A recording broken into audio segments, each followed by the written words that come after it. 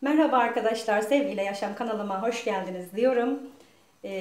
Şahane bir şurup hazırlayacağım. Öksürüğü, balgamı olanlar, göğsünde hırıltısı olanlar, rahat nefes almak isteyenler, siyah turpa dikkatlice baksınlar. Arkadaşlar bu siyah turpla güzel bir şurup yapacağım. Daha önceki videolarımda da birçok videomda da bitki çayı, yine zencefilli öksürük şurupları var. Öksürük şurubu derken yani öksürük çayı diyerek düzelteyim. Şöyle turpu alıyorum arkadaşlar. Şöyle ağız kısmını yuvarlakça kesiyorum. Bunu kapak olarak kullanacağım. Turpu seçerken büyük bir turp olmasına dikkat edin. Şu alt kısımdan da şöyle küçücük bir kese alıyorum. Orta kısmını bir kabak oyacağıyla veya da bıçakla oymak istiyorum ama çok incecikçe değil. Sadece şu orta kısmını şuralardan da birkaç tane delik açacağım. Turpun her yerine bal ve zencefil gelsin diye şu orta kısmını şöyle yavaş yavaş alıyorum.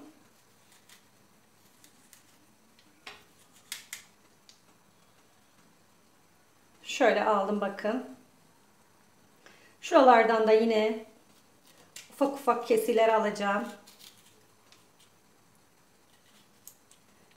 Şöyle bıçakla da yapabilirim.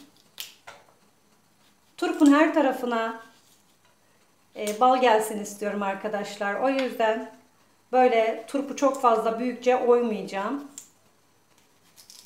Ufak ufak alıyorum. Çok kolay şekil alan bir bitki turp. Gevrek bir bitki.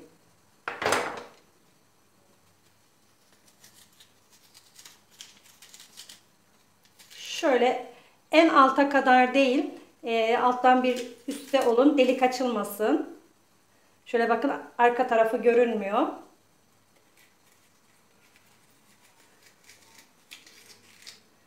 Şu koparttığım parçaları da bu şekilde içinde bırakacağım.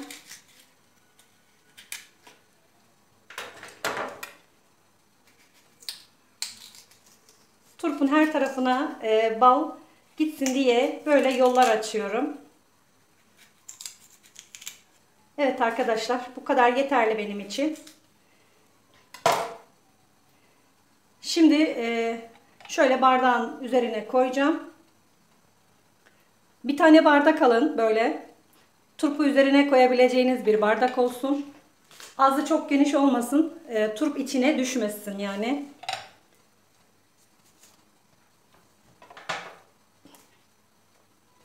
Şimdi şöyle toz zencefilimi alıyorum. Şöyle bir çay kaşığı zencefili böyle bir tabağa alıyorum arkadaşlar. Üzerine de bal ekleyeceğim. Bu bal çiçek balı ve kardeşimin kendi ürettiği bal. Özellikle bunu tercih ediyorum. Doğal bal buluyorsanız doğal bal da olur arkadaşlar. Kestane balı çok daha güzel olur ama şu anda benim elimde çiçek balı var ve ben çiçek balı kullanacağım. Kestane balı varsa kestane balıyla yaparsanız daha da şifalı olur. Bal ve zencefili şöyle güzelce karıştırıyorum.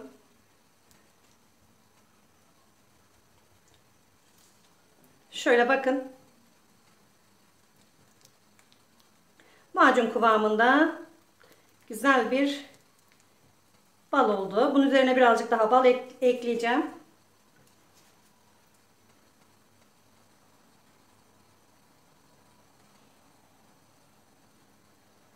Şöyle yeteri kadar bal oldu sanırım. Eğer ki gerekirse tekrardan da bal ekleyebiliriz.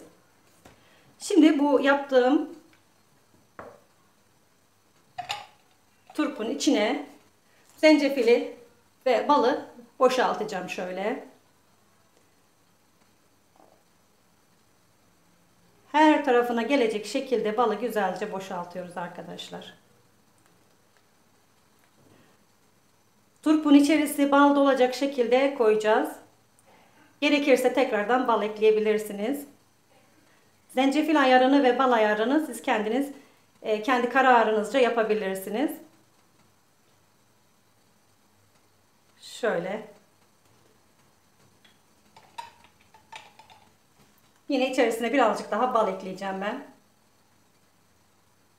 Şu deliklerine, bu kısımlarına, her yerine balı ekledim.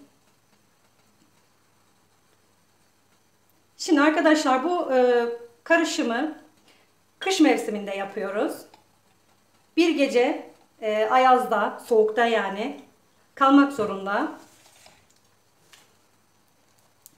Şimdi bunun ağzını kapatıyorum. Şu şekilde kendi kapağıyla, kestiğim parçasıyla. Ben bunu alıyorum ve balkonuma koyuyorum. Turpun içinden çıkan parçalara da yine bal ve zencefil koyuyorum. Ağzını da kapatıp balkona koyuyorum bunu da.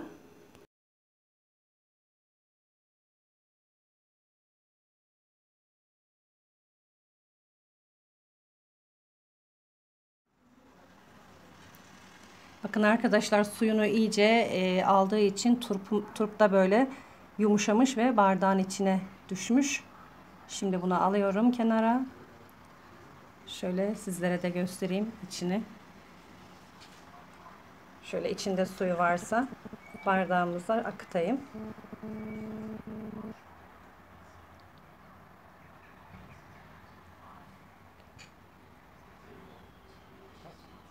Bu güzel bir şurup oldu. Şöyle bakın.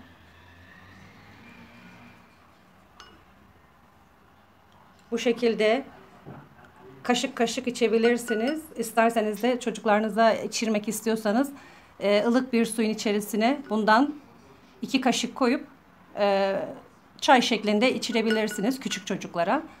Ama bir dolu yemek kaşığı içip boğazınızı rahatlatabilirsiniz. İçerisinden çıkan parçaya da bal koymuştum. Onu da bir açayım, göstereyim sizlere. Şöyle bakın, bu da bayağı güzel sulandı. Şimdi içerisindeki bu turp parçalarını isterseniz yiyebilirsiniz. İsterseniz de kenara alabilirsiniz.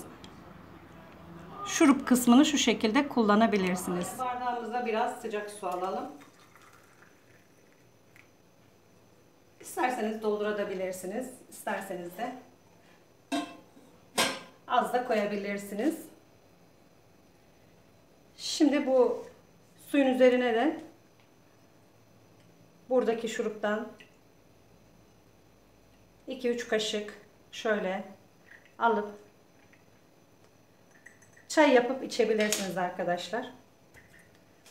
Eğer ki bu tamamen içmesini zorlaştırıyorsa, tadı ağır geliyorsa size, bu şekilde de içebilirsiniz. Ilık ılık içip boğazınızı rahatlatabilirsiniz.